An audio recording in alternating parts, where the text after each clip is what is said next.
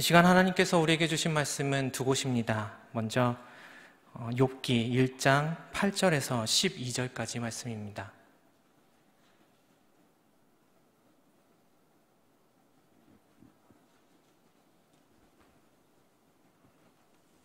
욥기 1장 8절에서 12절까지 말씀, 한 절씩 교독하시고 마지막 절은 합독하도록 하겠습니다. 여호와께서 사탄에게 이르시되 내가 내 종 욥을 주의하여 보았느냐. 그와 같이 온전하고 정직하여 하나님을 경외하며 악에서 떠난 자는 세상에 없느니라. 사탄이 여호와께 대답하여 이르되 욥이 어찌 까닭 없이 하나님을 경외하리이까. 주께서 그와 그의 집과 그의 모든 소유물을 울타리로 두르심 때문이 아니니까. 주께서 그의 손으로 하는 바를 복되게 하사 그의 소유물이 땅에 넘치게 하셨음이니이다. 이제 주의 손을 펴서 그의 모든 소유물을 치소서. 그리하시면 틀림없이 주를 향하여 욕하지 않겠나이까. 여호와께서 사탄에게 이르시되 내가 그의 소유물을 다 내 손에 맡기노라. 다만 그의 몸에는 내 손을 대지 말지니라. 사탄이 곧 여호와 앞에서 물러가니라. 아멘. 이어서 욥기 42장 1절에서 6절까지 말씀입니다. 욥기 42장 1절에서 6절까지 말씀입니다. 다 찾으셨으면 한 절씩 교독하시고 마지막 절 합독하도록 하겠습니다. 욥이 여호와께 대답하여 이르되 주께서는 못하실 일이 없사오며 무슨 계획이든지 못 이루실 것이 없는 줄 아오니 무지한 말로 이치를 가리는 자가 누구니이까. 나는 깨닫지도 못한 일을 말하였고 스스로 알 수도 없고 헤아리기도 어려운 일을 말하였나이다. 내가 말하겠사오니 주는 들으시고 내가 주께 묻겠사오니 주여 내게 알게 하옵소서. 내가 주께 대하여 귀로 듣기만 하였사오나 이제는 눈으로 주를 배움나이다. 그러므로 내가 스스로 거두어 드리고 티끌과 제 가운데에서 회개하나이다. 아멘. 이 시간 내 신앙의 봄날로 가는 길이라는 제목으로 함께 말씀을 나누고자 합니다. 예전에 이적이라는 가수가 작곡한 거짓말 거짓말 거짓말이라는 곡을 처음으로 듣고서요, 욥이 제일 먼저 떠올랐었습니다. 모든 곡에 스토리가 담겨져 있듯이 이 곡 역시 가슴 아픈 이야기가 담겨 있습니다. 1960, 70년대 당시 실제로 이런 일들이 흔하게 일어났었다고 합니다. 아버지와 아들이 있었습니다. 아내도 없이 병든 몸으로 힘겨운 삶을 살아가던 아버지는 아들을 먹여 살릴 여력이 없었습니다. 이제 남은 거라고는 쌀 한 움큼밖에 없었던 것이죠. 다음날 막노동조차 할 수 없었던 아버지가 힘든 몸을 이끌고서 단 하루 막노동반에 뛰어듭니다. 이제 하루 일당을 받아든 아버지는 그 돈으로 좋은 것은 아니지만 아들이 평상시 입고 싶어 했던 멋진 옷을 사줍니다. 예쁜 신도 사줍니다. 그리고 아들이 그렇게 가고 싶어 했었던 놀이동산에 데려갑니다. 풍선도 사줍니다. 아들은 평생 이렇게 즐거운 날이 없었습니다. 세상 모든 것을 다 가진 날 같았습니다. 해질 무렵 아버지가 아들에게 말을 합니다. 아들, 여기서 잠깐만 기다려. 아빠가 금방 아이스크림 사올게. 이렇게 말하고는 어디론가 정신없이 걸어가 버립니다.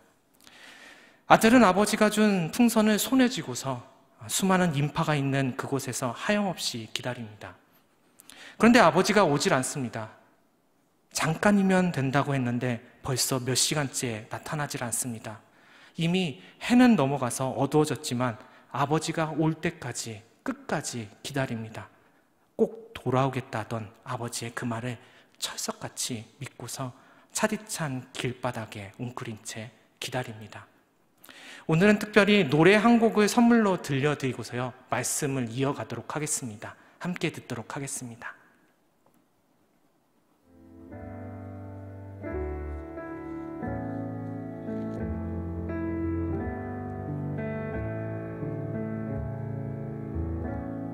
다시 돌아올 거라고 했잖아. 잠깐이면 될 거라고 했잖아. 여기 서 있으란 말했었잖아. 거짓말 거짓말 거짓말. 물끄러미 선채 해가 저물고 그리고 앉아 밤이 깊어도 결국 너는 나타나지 않잖아. 거짓말 거짓말. 그대만을 하염없이 기다렸는데 그대 말을 철석같이 믿었었는데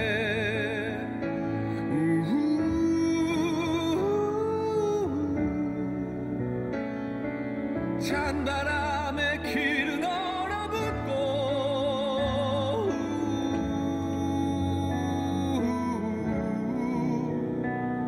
나도 새하얗게 얼어버렸네.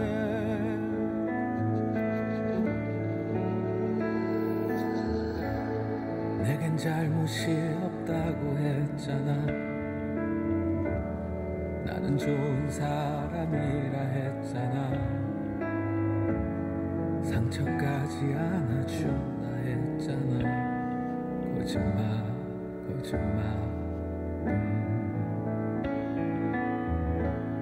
다시 나는 홀로 남겨진 거고 모든 추억들은 버리는 거고 역시 나는 자격이 없는 거지. 거짓말.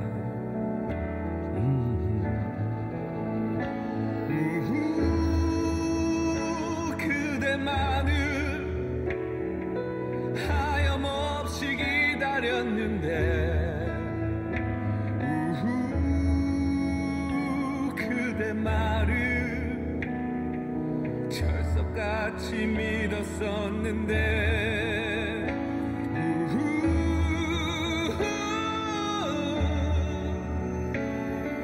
찬바람에 길은 얼어붙고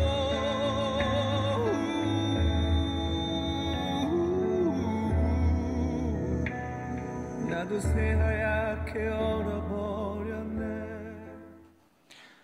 욥에게 있어서 하나님 아버지는 좋은 분이었습니다. 동방에서 제일 가는 부자로 세워주셨고 10명의 자녀도 주셨습니다. 매일매일이 즐거운 나날이었습니다.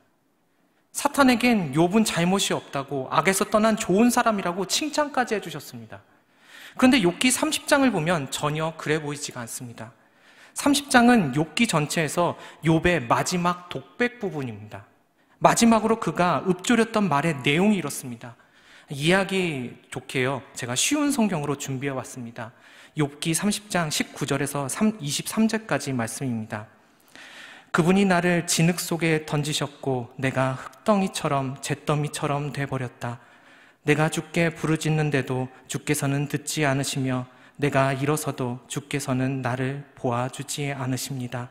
주께서 이토록 내게 잔혹하셔서 주의 강한 손으로 나를 치십니다. 또 나를 들어 바람에 날아가게 하시고 폭풍으로 나를 쓸어버리십니다.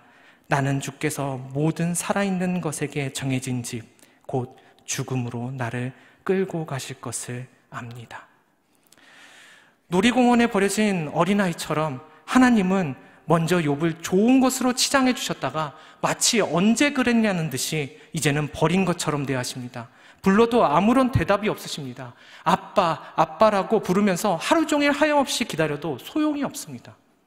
욥은 하나님이 자신을 메모차게 버리시고 죽기만을 기다리시는 분으로 느낍니다. 욥은 그동안 믿었던 모든 것에 회의가 들기 시작했고 모든 것이 다 거짓말, 거짓말, 거짓말로 여겨졌습니다.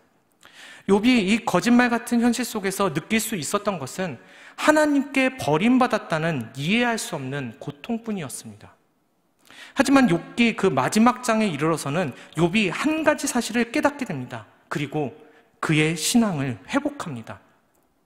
하나님은 이해의 대상이 아니라 신앙과 경배의 대상이라는 것을 새삼스럽게 그는 깨닫게 됩니다. 욥은 왜 자신이 고난을 당했어야 했는지 끝까지 그 이유를 듣지 못했어도요, 한 단계 더 성숙한 신앙의 봄날로 나아갈 수 있었습니다. 그저 하나님은 하나님이시기 때문에 그분의 뜻이 이루어지는 것을 바라보면서 평안히 나아갈 뿐이었습니다. 오늘 이와 같이 욥이 깨달았던 하나님을 우리도 조금씩 깨달아 알아가는 시간을 가져보려고 합니다. 욥에 대해서는 우리가 많이 들어와서 알고 있습니다. 혹시라도요, 욥에 대해서 잘 모르시는 분들이 계실 수도 있을 것 같아서 그분들을 위해 간단하게 욥의 배경을 설명해 드리도록 하겠습니다. 그에게는 아들 7과 딸 3이 있었고요. 그의 소유물들을 보면 양이 7,000마리, 낙타가 3,000, 소가 500결이, 결이는 쌍이죠. 암나귀가 500마리나 있었으며 많은 종들을 부리고 살았던 동방 최고의 권력자여 재력가였습니다. 인격, 명예, 재산, 권세 모든 면에서 최고의 정점에 이르렀던 사람이었습니다. 그렇기 때문에 그가 가진 것으로 인해서 시험에 들 가능성이 정말 많았던 사람입니다. 그런데 욥은 그가 가지고 있었던 권세와 소유물에 넘어지지 않았던 놀라운 신앙의 사람이었습니다. 욥의 아들들은 분가에서 살고 있었던 것 같습니다. 그리고 그들의 생일이 되면 온 식구들이 함께 모여서 잔치를 벌였습니다. 이때 욥은 잔치 중에 혹시라도 누구 한 사람이 하나님을 노엽게 하거나 죄를 짓지는 않았을까 하는 마음에 다음 날이 되면 어김없이 자녀들을 위해서 하나님께 번제를 드렸던 사람입니다. 그만큼 죄에 민감했고요, 하나님 보시기에 정결하게 살아가려고 끊임없이 하나님 앞으로 나아갔던 경건의 사람이었습니다. 보통 성경에서 인물을 소개할 때 어느 지방에 사는 누구누구의 아들 욥 이렇게만 소개를 합니다. 그런데 욥은 칭찬 일색입니다. 하나님이 인정한 의인입니다. 마음이 순전하고 정직하여서 하나님을 경외하고 악에서 떠난 자라며 하나님께서 말씀하시는데 무려 사탄 앞에서까지 칭찬을 아끼지 않으셨습니다. 그런데 여기서 우리 모두가 알고 있다시피 하나님과 사탄이 내기를 합니다.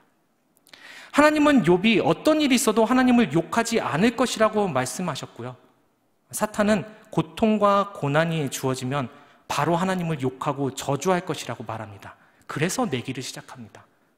사탄의 시험을 이길 수 있는지 없는지를 보기 시작합니다. 여러분, 그 시험이 얼마나 강력했는지 아십니까? 그저 그런 시험이 아니었습니다.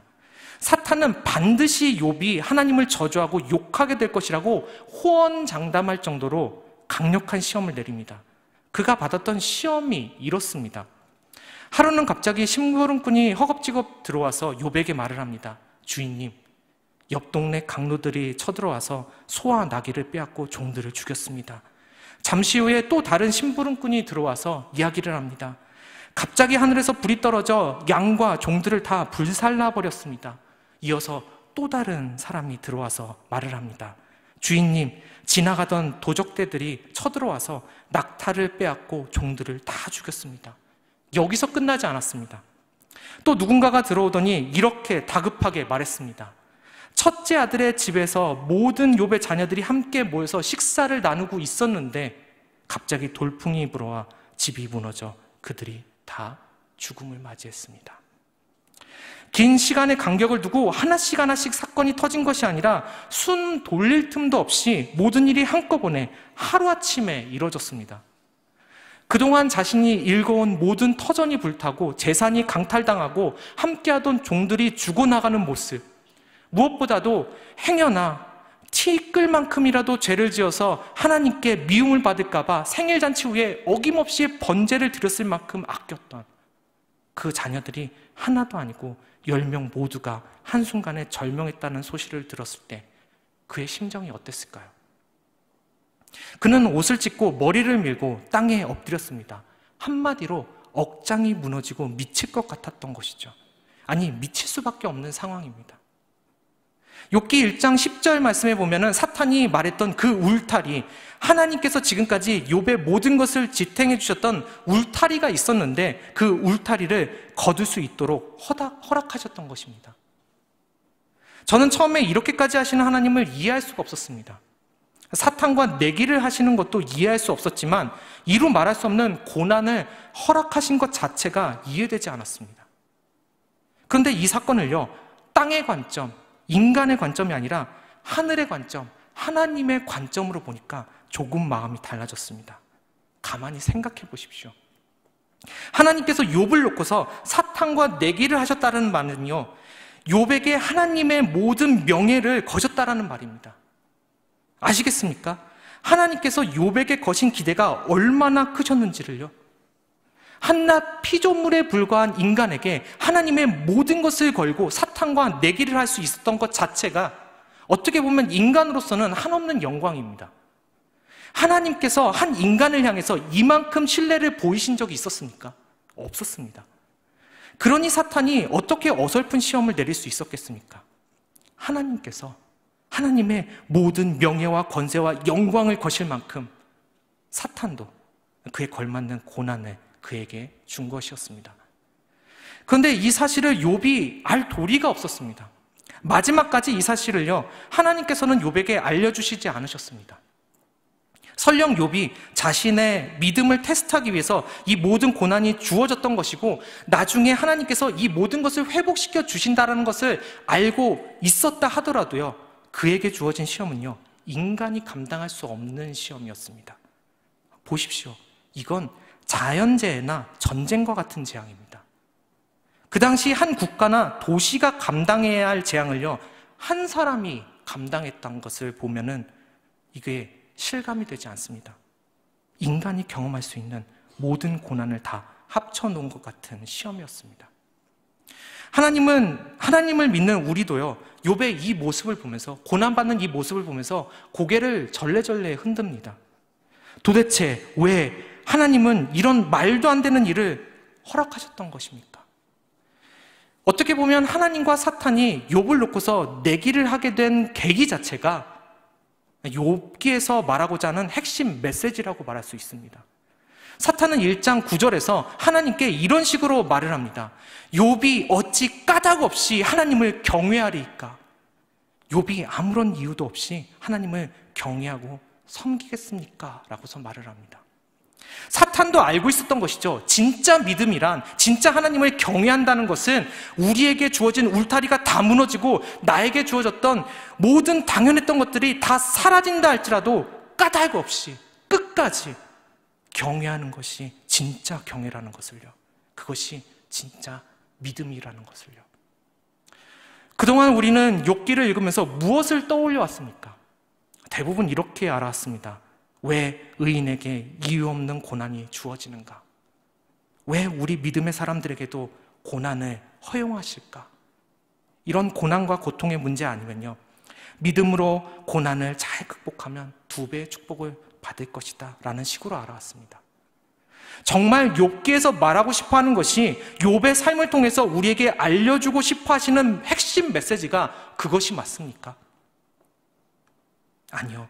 욥기에서 말하고 싶어하는 핵심은요, 너희는 까닭 없이, 이유 없이, 조건 없이 믿을 수 있는가입니다. 그리고 까닭 없이 믿어야 하는 하나님은 도대체 누구신가입니다.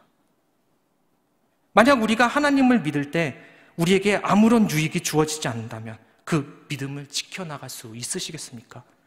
그 어떤 세상적인 복, 다시 말해서 성공이나 건강, 부유함과 자녀들의 잘됨 같은 이러한 유익이 하나도 우리들에게 주어지지 않는다면 그래도 하나님을 끝까지 까닭 없이 경외할 수 있으시겠습니까? 예수님을 믿으시겠습니까? 구원이라는 은혜의 선물 외에 그 어떤 보상도 전혀 주어지지 않는다면, 아니 보상은커녕 오히려 믿음 때문에 세상으로부터 끊임없이 공격과 고난과 고통을 겪게 된다면 누가 예수님을 믿겠습니까? 어쩌면 믿던 사람들도 아쉬울 것 없이 떠날지도 모르겠습니다. 저는 얼마 전까지만 해도요, 나는 까닭 없이 주님을 믿으면서 나아갈 수 있다는 확신이 있었습니다. 욥과 비교를 할 수는 없겠지만 이미 사업의 실패로 경제적인 추락도 경험해봤고 건강이 무너져서 극도의 고통도 경험해봤기 때문에 이 모든 것을 믿음으로 이겨봤기 때문에 까닭 없이 하나님을 섬기고 믿을 수 있다는 생각을 해왔었습니다. 그런데요, 그 확신이 한순간에 무너지는 것을 작년 12월에 경험했습니다. 작년 12월에 제가 선천적으로 심장이 별로 좋지 않아서요, 문제가 있는 심장 근육 일부를 레이저로 태우는 수술을 했었습니다. 보통 의사들은 최악의 상황을 설명하면서 겁을 많이 주는 편이잖아요. 그래서 저는 겁을 많이 받고 이렇게 먹고서 들어갔었는데, 오히려 의사 선생님이 간단한 수술이라고, 심각한 상태 아니라고 그렇게 말하면서요, 저에게 편안하게 수술 받으라고 이야기를 했었습니다. 그리고 수술을 마치고 깨어났는데 가슴이랑 옆구리가 너무 가려운 겁니다. 그래서 막 긁다가 왜 그런가 하고서 거울을 한번 들여다보니까요, 가슴과 옆구리에 다리미 자국 같은 게 이렇게 선명하게 나 있는 거예요. 이제 제세동기, 다시 말하면은 전기 충격기를 사용했던 자국이었고요, 그 사용한 자리가 화상을 입어서 가려웠던 것이었습니다. 이게 어떻게 된 일인지 궁금하던 차에 그 다음날 의사 선생님께서 먼저 이야기를 해주셨습니다. 수술을 하다가 몇 분 동안 심장이 2번 멈췄었습니다. 그래서 전기 충격기를 써야만 했습니다. 이렇게 말씀을 하시는 거예요. 이제 상담을 마치고 병실로 돌아와서 누워있는데 5만 가지 생각이 제 머릿속에 떠올랐습니다. 특히 가족이 가장 먼저 떠올랐습니다. 사춘기에 들어선 저희 딸, 아직도 장애를 극복하지 못한 아들, 항상 지쳐있는 아내의 모습이 떠오르자 하나님께 이렇게 기도하기 시작했습니다.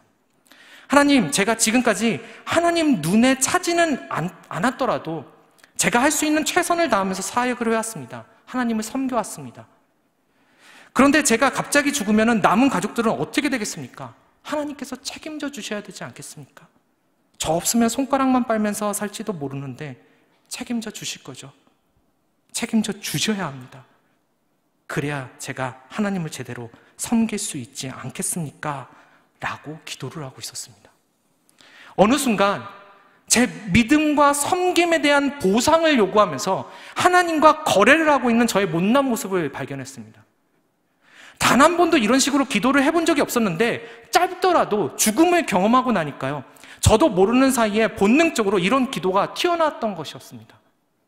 그동안 난 까닭없이 하나님을 믿을 수 있다고 호언장담했던 제 자신이요, 부끄러웠습니다. 사탄이 하나님께 까닭없이 믿는 사람이 있겠습니까? 라고서 물을 때 하나님께서 원석이를 보아라 라고서 자신 있게 말씀하시는 모습을요, 항상 상상하면서 정말로 까닭없이 하나님을 경외하고 믿는 나의 모습이 되리라고 그렇게 다짐하고 또 다짐하면서 살아왔었습니다. 그런데 그 바람이 한순간에 무너지는 모습을 보면서요, 어떻게 하면 아무런 까닭 없이 하나님을 믿고 경외하는 내 신앙의 찬란한 봄날로 나아갈 수 있을지, 그 길을 찾기 위해서요, 욥기를 꺼내 들어서 읽기 시작했습니다. 그렇게 욥기를 읽으면서 한 가지 깊이 느낀 점이 우리가 참 하나님을 오해하면서 살아왔구나 였습니다. 하나님을 우리의 이성과 경험과 논리라는 틀 안에 우겨 넣어서 믿어왔다라는 사실을 깨달았습니다. 사실 욥과 세 친구들은요, 하나님에 대해서 잘 몰랐던 사람들입니다. 여러분, 욥이 어느 시대의 사람인 것 같으십니까? 욥이 살았던 시대를 많은 학자들이 다양한 시간대로 바라보고 있습니다. 그런데 대부분의 학자들은 아브라함과 이삭과 야곱이 살았던 시대, 즉 족장 시대에 살았던 사람이라고 말을 합니다. 그 이유가요, 욥기 42장 11절 말씀을 보면 족장 시대에 사용했던 화폐 단위가 나오고 있습니다. 그리고 무엇보다도 욥이 자녀들을 위해서 직접 번제를 드렸다는 부분에서 아직 제사장이 없었던 시대라는 것을 대번에 우리는 알 수 있기 때문입니다. 그렇다면 욥이 살았던 시대가 아브라함과 이삭과 야곱이 살았던 시대라면 아직 욥은요, 하나님이 잘 알려지지 않은 시대에 살아갔던 사람이라고 볼 수 있습니다. 이때 세상에 알려졌던 하나님은 작은 부족의 족장인 아브라함의 하나님이셨기 때문입니다. 생각해 보십시오. 이때는 성경은 고사하고 무언가 기록된 두루마리 말씀조차 없었던 시대입니다. 십계명도 없었던 시대니까요, 하나님께 범죄하는 것이 무엇인지 분별조차 할 수 없었던 때이기도 합니다. 다시 말해서 그 당시 사람들에게는 하나님을 알아갈 그 어떤 기록된 말씀이 없었다라는 것이죠. 그저 누군가에게 전해 듣거나 삶의 짧은 경험을 통해서 만났던 하나님이 전부였습니다. 그러니 욥의 세 친구 중에서 이제 가장 생각이 깊고 신중하다고 말할 수 있는 엘리바스라는 사람이 그들의 신앙의 기초를 이렇게 말하고 있었던 겁니다. 욥기 4장 7절과 8절 말씀입니다. 생각하여 보라, 죄 없이 망한 자가 누구인가? 정직한 자의 끊어짐이 어디 있는가? 내가 보건대 악을 밭갈고 독을 뿌리는 자는 그대로 거두나니. 바른 말 같습니다. 틀린 말이 하나도 없어 보입니다. 그런데 정말이지 단순한 신앙입니다.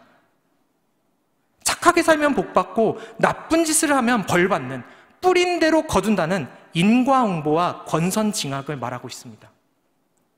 욥도 엘리바스도 뒤에 나오는 모든 친구들 역시 그들이 알고 있었던 하나님은 누군가에게 전해 들었거나 지금까지 경험으로 알아왔던 인과응보와 권선징악 정도의 하나님이었습니다.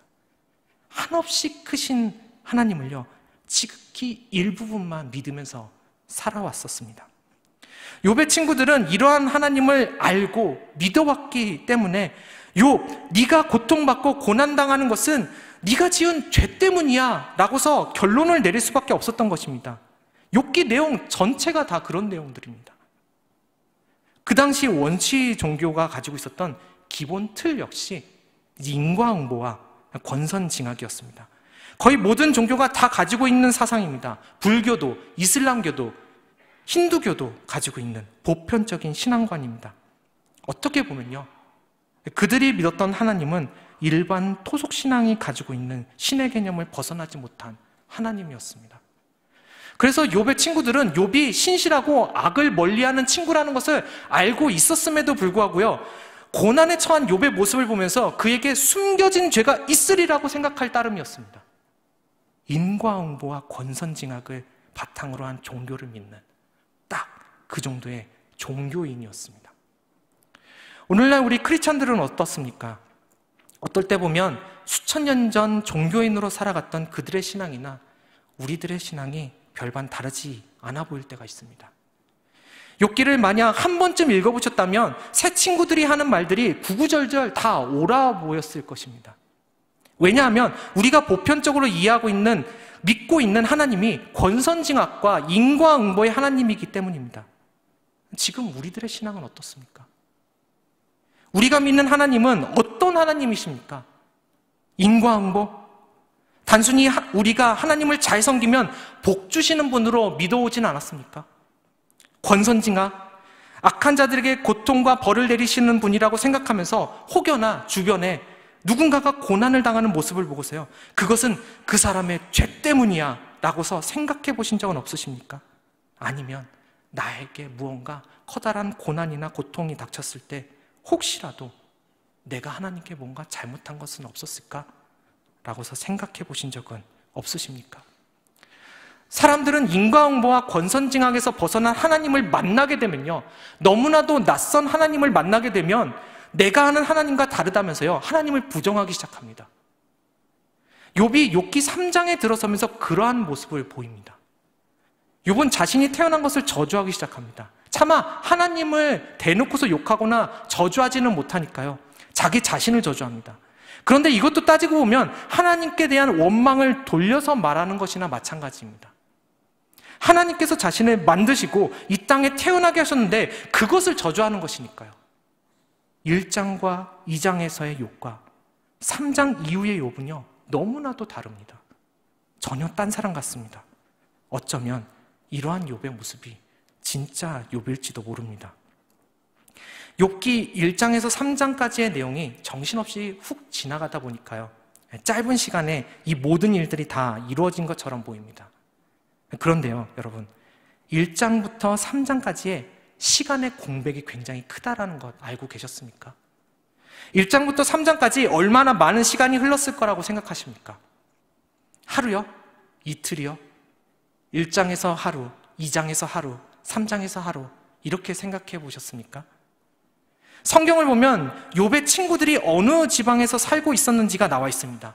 그 지역에서 욥에게 오는 데만 1, 2개월이 걸렸습니다.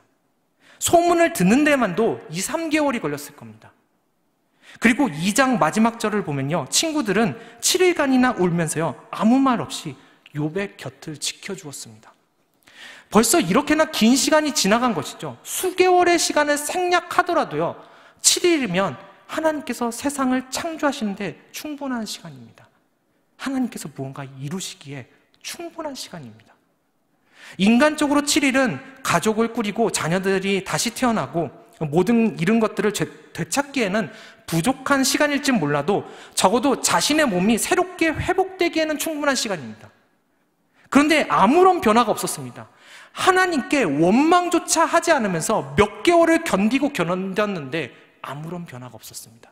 그게 1장과 2장까지의 내용입니다. 결국 이 시간 동안 욥의 모든 신앙이 무너졌던 것이죠. 너무나도 낯선 하나님을 만나고 나니까 자신이 가지고 있었던 신앙과 가치관이 무너져 내리기 시작했습니다.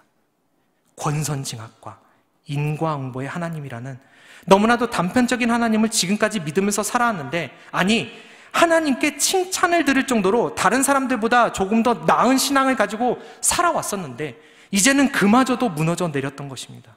그렇다면 욥은요 어떻게 무너졌던 신앙의 자리에서 찬란한 신앙의 봄날로 나아갈 수 있었던 것입니까? 그동안 욥에게 단 한 번도 말씀하시지 않으셨던 하나님께서요 38장부터 41장까지 방대한 분량의 말씀을요 쏟아내시기 시작하십니다. 그런데 그 말씀의 내용이 이상합니다. 하나님께서 욥에게 하신 말씀이 욥아 그래 그동안 수고했어 이런 것도 아니었고요. 네가 그동안 고난당했던 것은 이러한 이유 때문이었어 라고서요 해명하시지도 않으셨습니다. 구구절절한 설명 단 한마디도 없었습니다. 욥이 하나님께 저에게 도대체 왜 그러십니까? 라고서 물었을 때 그 질문에 대해서는 아무런 답변도 주시지 않으시고요 오히려 반대로 하나님께서는요 욥에게 수십 가지 질문을 던지십니다. 그 질문의 내용들을 요약해보면 이렇습니다. 우주가 어떻게 돌아가고 땅의 기초를 어떻게 놓는지 알고 있어? 새벽부터 밤이 될 때까지 일어나는 모든 일들을 네가 알고 있니? 바닷속 깊은 곳의 일을 네가 알고 있어? 수많은 동물들이 어떻게 살아가고 있는지 알고는 있는 거야? 세상 돌아가는 것과 이 세상의 신비한 일들이 어떻게 이루어지는지 알기는 아는 거야? 이런 식의 도저히 대답할 수 없는 질문들을 끊임없이 던지십니다. 그리고 그 질문이 끝났을 때 욥이 할 수 있는 대답은요 이것뿐이었습니다. 욥기 42장 1절에서 6절 말씀입니다. 주님께서는 못하시는 일이 없으시다는 것을 이제 저는 알았습니다. 주님의 계획은 어김없이 이루어진다는 것도 저는 깨달았습니다. 잘 알지도 못하면서 함부로 말을 하였습니다. 주님이 어떤 분이신지 지금까지는 제가 귀로만 들었습니다. 그러나 이제는 제가 눈으로 주님을 직접 뵙습니다. 그리고 이렇게 말을 이어갑니다. 제가 티끌과 잿더미 위에서 회개합니다. 처음엔 티끌과 잿더미 위에서 원망하던 욥이 이제는 티끌과 잿더미 위에서 회개를 하기 시작합니다. 무엇을 깨달았기 때문입니까? 날 버리고 나를 위해서 아무것도 안 하시는 넉넉고 바라만 보시는 무관심한 하나님이신 줄 알았는데 그게 아니라는 것을 깨달은 것이죠. 수십 가지 질문을 통해서 하나님이 이렇게나 많은 일을 오늘도 지금도 하고 계시다는 것을 알려주셨기 때문입니다. 하나님이 어떤 분이신지 이제는요 욥이 인격적으로 만나서 알게 되었습니다. 욥 너를 위해서 내가 아무것도 안 한 것 같아? 널 버린 것 같아? 아니야. 이렇게나 많은 일을 오늘도 여전히 하고 있어. 그런데 내가 널 버렸다고 생각하는 거야? 아니거든. 이렇게 말씀하시니까 욥은 할 말을 잃을 수밖에 없었습니다. 나는 몰랐는데 오늘도 하나님은 온 우주를 살리고 계셨던 것이죠. 그런 놀라운 하나님을 한없이 오해하고 있었으니 욥은 회개할 수밖에 없었던 겁니다. 우리는 하나님을 잘 모릅니다. 몰라도 너무 모릅니다. 제가 여러분들에게 중요한 질문 한 가지를 드리겠습니다. 여러분은 하나님을 아십니까? 아니면 하나님에 대해서 아십니까? 예수님을 아십니까? 아니면 예수님에 대해서 아십니까? 별 차이가 없어 보인다고 생각하실지도 모르겠습니다. 하지만 생각보다 큰 차이가 있습니다. 똑같이 아는 것이지만 하나님을 아는 것과 하나님에 대해서 아는 것은 본질적으로 다릅니다. 누군가에 대해서 안다는 것은요, 그 사람을 직접적으로 아는 것이 아니라 간접적으로 전해 들어서 안다라는 말입니다. 그리고 그 사람을 안다는 것은요, 그 사람과 인격적으로 만나고 꾸준한 교제를 나눔으로써 직접적으로 알아가는 것을 말합니다. 많은 차이가 있습니다. 욥을 비롯해 욥의 세 친구들은 하나님에 대해서 알았던 사람입니다. 전통적으로 하나님은 이런 분이야 라는 말만 전해 듣고서 딱 인과응보와 권선징악의 하나님 정도만 믿으면서 살아갔던 사람들이었습니다. 욥도 예외가 아니었습니다. 그런데 그들이 둘로 갈립니다. 욥의 세 친구들은 그들의 신앙의 틀을 깨지 못하고 하나님에 대해서 아는 사람으로 남아버렸습니다. 반면 욥은 하나님을 인격적으로 만나면서 자신의 신앙의 틀을 깨버리고 더 크신 하나님을 인정하면서 하나님을 알게 되었습니다.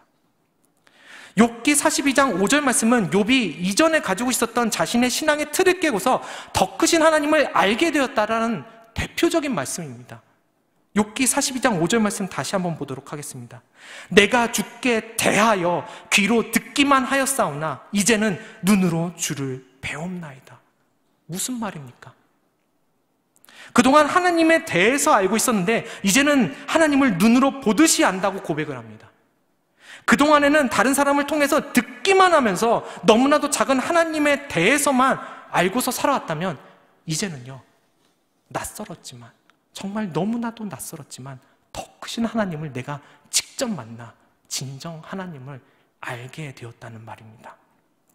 혹시 이 자리에 그동안 하나님을 오해하실 만큼 하나님이 낯설게 느껴지신 분이 계시다면 그것은요, 내 생각보다 더 크신 하나님을 만났기 때문입니다. 아마 우리들의 신앙생활 내내 이렇게 낯선 하나님을 끊임없이 만나게 될 것입니다. 그만큼 우리가 믿는 하나님은 한없이 크신 하나님이시기 때문입니다. 하나님을 너무 작은 하나님으로 믿지 마십시오. 이제는 귀로 듣기만 하면서 하나님에 대해서 알아가는 것으로 만족하시지 마시고요, 욥처럼 이제는 눈으로 뵙는다고 고백할 수 있는 기존의 편협한 신앙을 깨버리고 그 신앙의 틀을 깨버리고 까닭 없이 하나님을 경외하면서 항상 더 크신 하나님을 만나고 인정하면서 나아가는 내 신앙의 봄날로 나아갈 수 있는, 그 봄날을 맞이할 수 있는 우리 가자 공동체 모두가 될 수 있기를 간절히 바랍니다. 기도하겠습니다. 하나님, 제가 지금까지 하나님을 말로 듣기만 하면서 하나님에 대해 알아왔습니다. 너무나도 작은 하나님의 일부분을 그것이 하나님의 전부인 양 믿으면서 살아왔습니다. 이제는 까닭 없이 하나님을 믿는 순전한 믿음으로 더 크신 하나님을 끊임없이 알아가는 욥과 같이 하나님의 자랑이 되는 주님의 백성들 되게 하여 주시옵소서. 이 모든 말씀 주 예수 그리스도의 이름으로 기도드립니다. 아멘.